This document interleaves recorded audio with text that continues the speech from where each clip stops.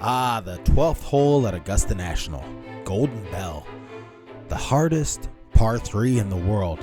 Situated in the heart of Amen Corner, the shortest of Augusta National Golf Club's 18 holes may also be the most vexing. The hole plays to a hair over 150 yards, but there are numerous factors that weigh during the club selection.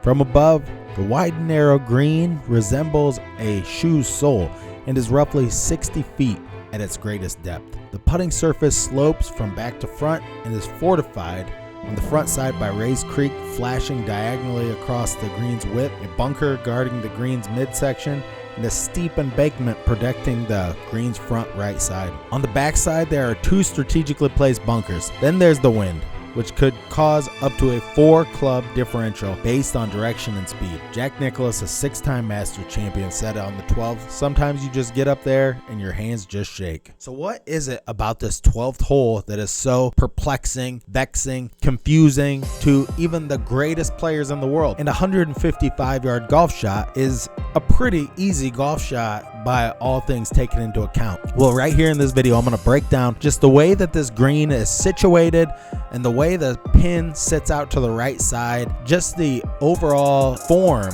of this hole, how it was so well thought out by Alister MacKenzie and Bobby Jones to, at this point in the round, this hole is a make it or break it time for many golfers. And so let's get right into just part of what makes this hole so difficult. When examining the 12th hole at Augusta more closely, we notice that the green is tilted at a 45-degree angle.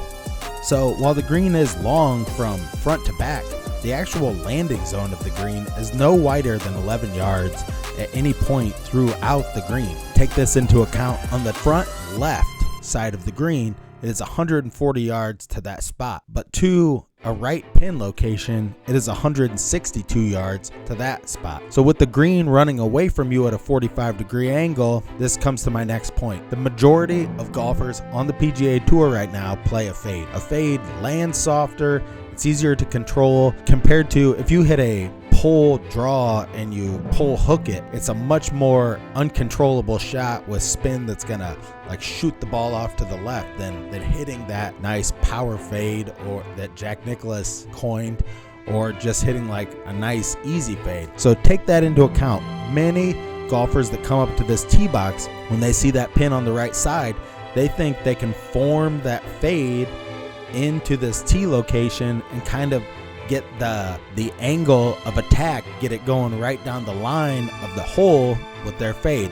At this point, thinking that you are going to be mistaken big time. I also take into account on this hole, when you come up to the 12th tee on this hole, after playing number 9, which has a severely sloped from back to front green, you really can't get aggressive on number 9. Number 10 is nearly identical. The second shot on number 10 has such a side slope with the ball way above your feet. It's a large green on 10, but it's very difficult to get the ball close on 10.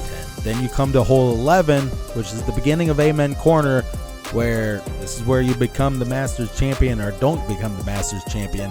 You get onto 11, the hardest par 4 on the golf course. And so by the time you get off of hole 11, you've just played 9, 10, 11, which are all super difficult holes that you really can't go straight after. So you come up to this 155-yard shot. You see that pin hanging out there on the right side. You hit a fade. So you think to yourself, all I have to do is start this like at that bunker, fade it towards the hole. You toss in a little bit of crazy wind. That's the other part about this 12th hole. It's in the lowest part of the golf course. The winds, Johns Hopkins did a study on the wind at the 11th, 12th, and 13th hole in that area. In no way many of the players just throw grass up in the air or look at the 11 flag stick to try to get a gauge of the wind. But there's wind is just kind of swirling in a counterclockwise direction or clockwise direction through these trees. And you really are kind of like looking at how the wind is going to gust through just this kind of a cavernous area where you're in a real low spot. Take that wind into account. A fade will be more affected by wind than a draw will. When you try to hit that little fader into the green and that wind catches a little bit, you have yourself just a floater ball on your hands. And this ball is going to just flutter in the wind.